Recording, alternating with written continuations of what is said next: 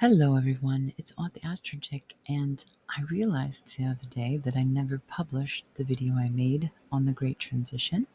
I did give a class on it at Artbeat, and I've spoken about it a lot. I'm always mentioning it to people because we often question, how we have come to this place in history, and I have a bit of an explanation um, with the cycles, the generational cycles between planets that have been ending and beginning anew since 2020. So hopefully these will give us an idea of how the shifts have been occurring, and knowing, once I explain this, that the transition will be over eventually, and we will have a new tomorrow, which means that this time in which we are in the transition, in this in between time, we have to consciously work towards the types of changes that we want to create. And some things are just happening around us because of power structures and such, but we have the power of our own personal lives, and we have more influence on our everyday than we can imagine. So we have to be brave. In January of 2020, we began that cycle with a new 33-year cycle of Saturn and Pluto. So Saturn and Pluto came to a conjunction in the sign of Capricorn, which is the rulership of Saturn. And Saturn represents many things like structures, materialism, limitations or restriction or contraction, mortality. It is father time, or mother time, or however you want to paint it. So it has to do with the journey of life and the realism that comes with life, the corporeal nature of life, especially in the sign of Capricorn. When it came to the conjunction with Pluto, Pluto's archetype is very transformative, but it has to do with the destruction and the rebirth of something. Pluto is the underbelly of life. It is what we do not see. It is the invisible power, that is underlying and always there, yet we don't see it until times like, now. But that cycle began in January of 2020, and I don't even have to tell you what that year kicked off, right? We had a lot of integral structural issues, collapses of outdated systems. We saw how much pressure the pandemic put on the systems that existed, and we saw it in government, healthcare, economy. It was, shocking in a lot of ways, but we also had like a deep realism at that time. This is oddly also the same combination that preceded 9/11 and the Reformation. The Reformation was when the Protestants broke away from England and came to America because they didn't like the Catholics or whatever. But it's the breaking away, it's the transformative type of energy in which we want to build new systems because the old systems don't work anymore. In July of that year, we had the Jupiter-Pluto conjunction, which is a 13-year cycle, and this was at the height of death during COVID. I think that the archetype of Jupiter accelerating and expanding, whatever issue, whatever combo it's coming into. Pluto representing the transformative energies, but also essentially Pluto is Hades. Hades is death. So very literally it was, the expansion, the growth of the number of deaths from COVID. This was also a time in which the power systems were shifting. And because of the pandemic, a lot of wealth was transferred from the poor and middle class to the rich. And so this invisible transfer of wealth is also an archetype of this combination. Next year, we will have the opposition between Jupiter and Pluto, because remember, transits move. They're transitory, temporary, because everything's always moving. So they came together in July of 2020, but they will oppose one another when Jupiter is in the sign of Leo in 2026, maybe early 2027, 2026, because Pluto is at the early degrees of Aquarius, like 1 right now. So when this opposition happens, it's going to make us confront the types of power systems and authority that has grown since that time. All of the hidden types of structures, whether it's wealth or all the connections between the rulers of the world and how they rule us, and just things coming to light, because oppositions are confrontations. They're considered hard aspects, not bad aspects, because they urge us to do something. We have to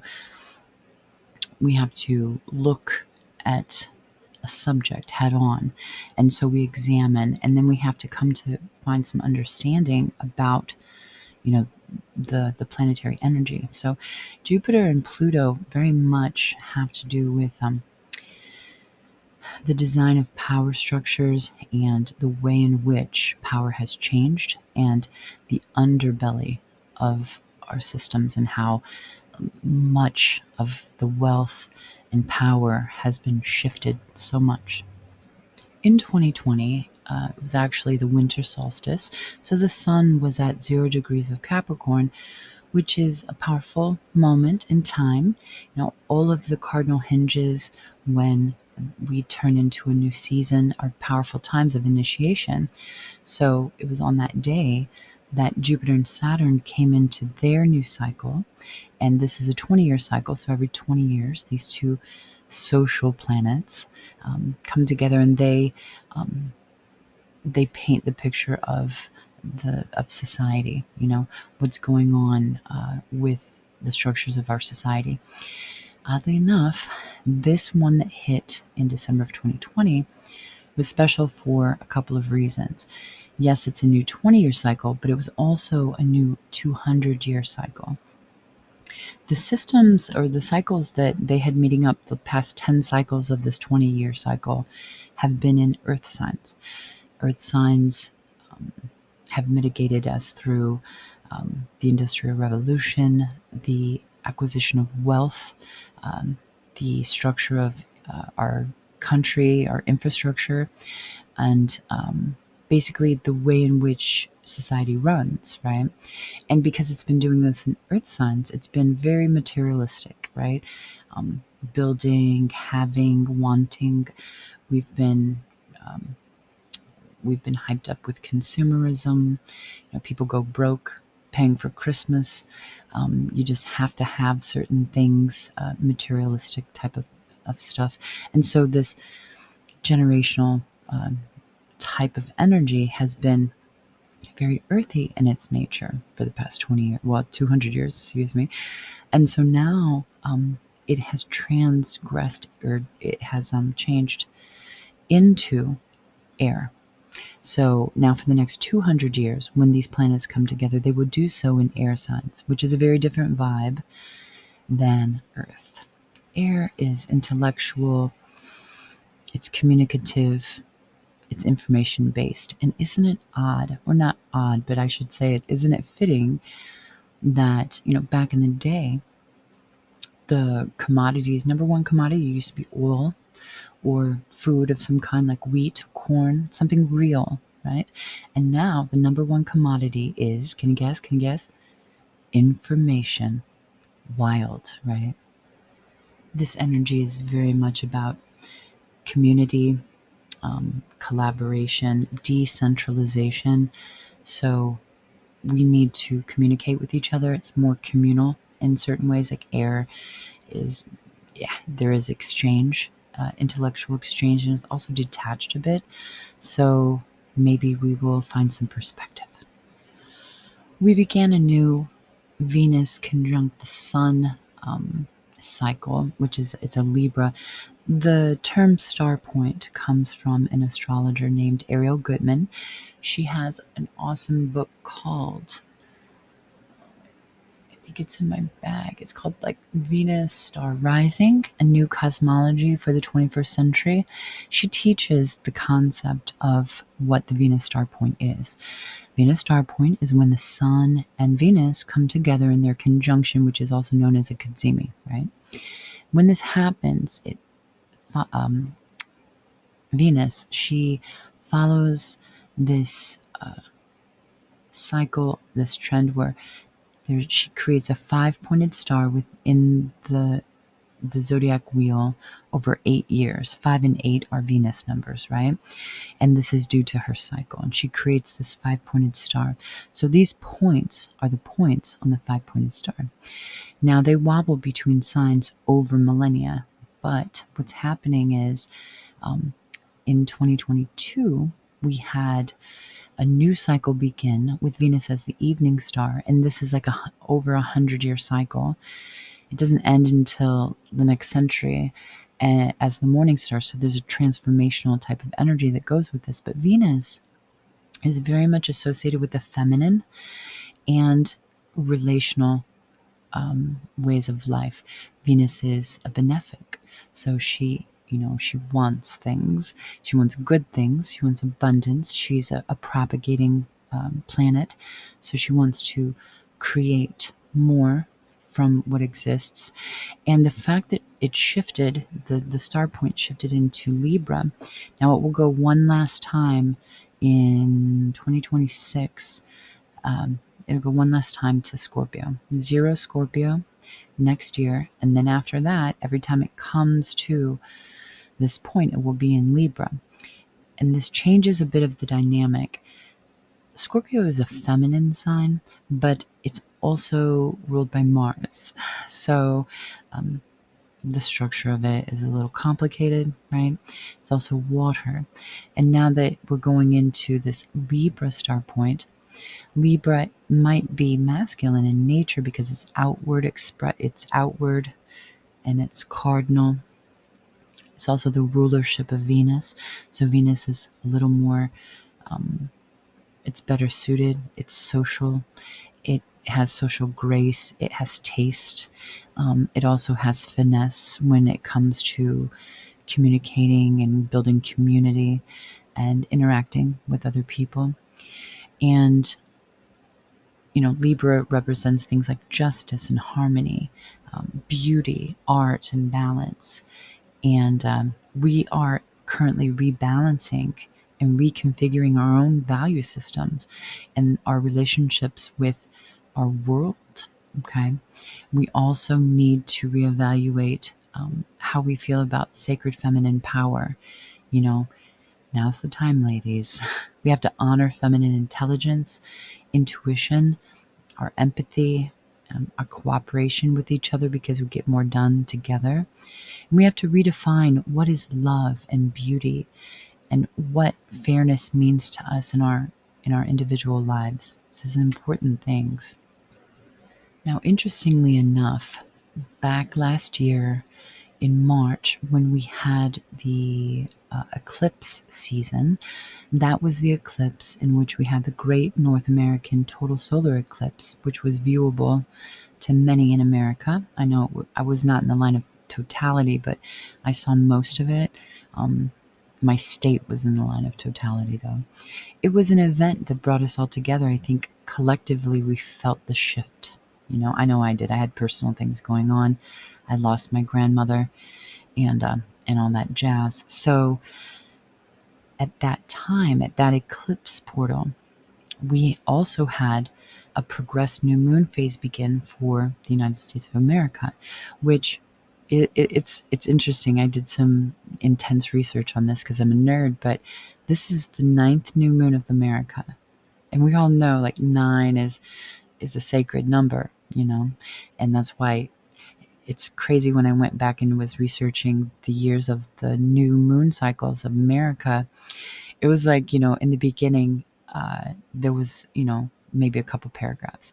And then as you got closer to this time now, it was just more and more and more events happening during these transitions, almost like an escalation, right?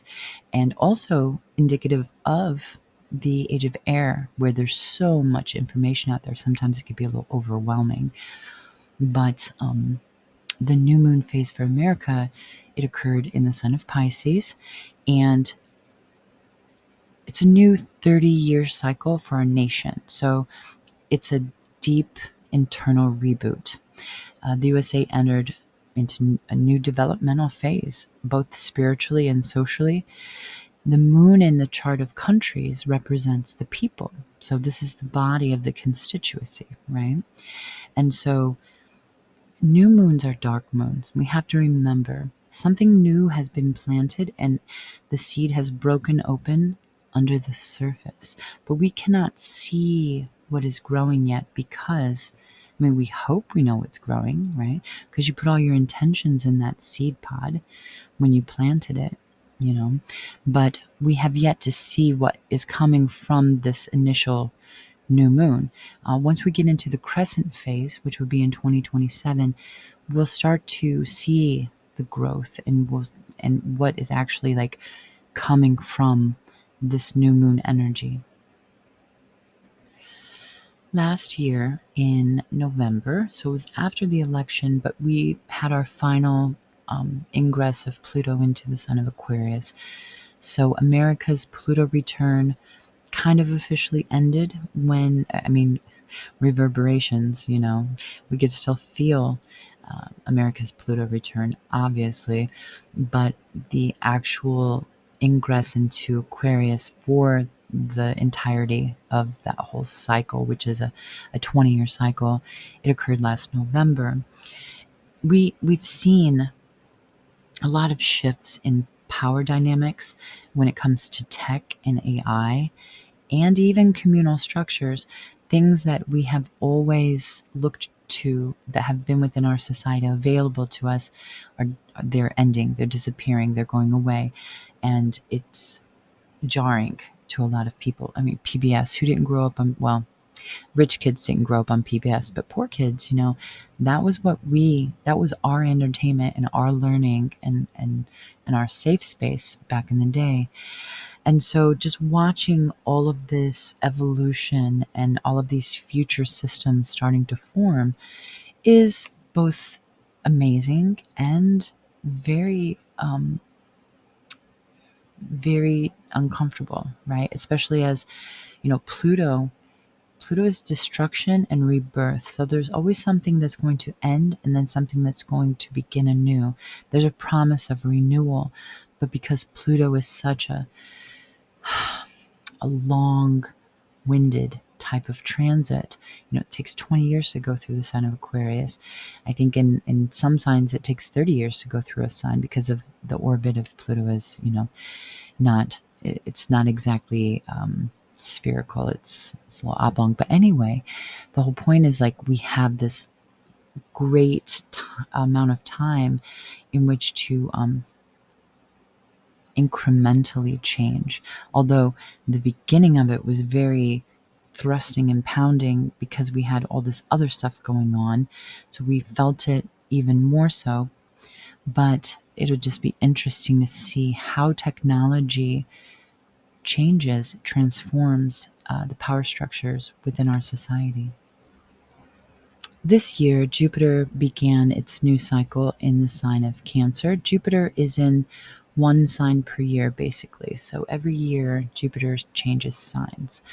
And this year, it went into the sign of Cancer, which is its exaltation. Exaltation is the greatest potential, okay? And so it's very, very much can do what it wants to do in the sign of Cancer, which is expand and grow in the systems of home and life. Jupiter will be part of a grand trine this fall during its retrograde, and it will be in this grand trine with other retrograde planets.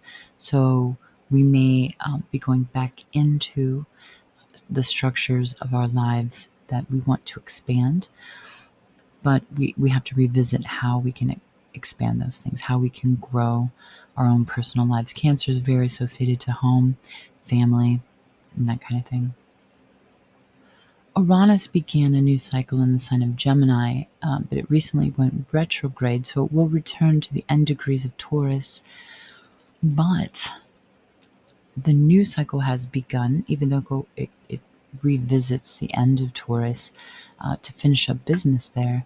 Still, we kind of have a really good idea of what Uranus in the sign of Gemini, because historically, it's in the chart of America. So in our birth chart as a nation, Uranus is in Gemini, and it's co-present or conjunct Mars. It's always associated with times of war.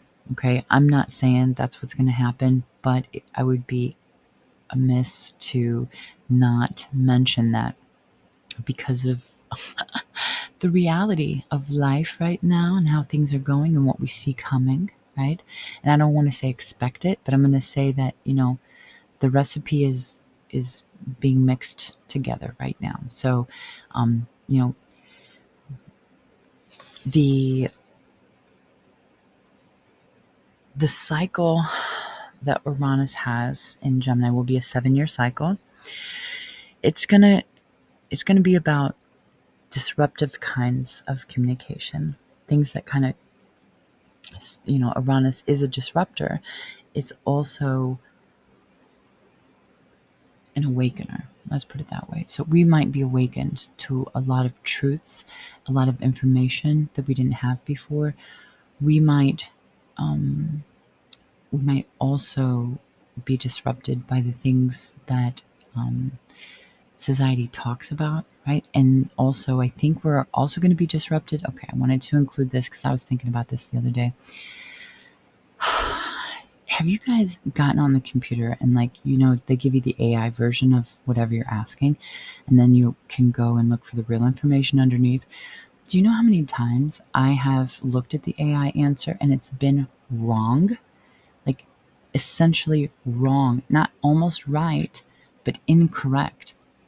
And so I know that people they can pay for AI systems to do better, I guess, or have better answers.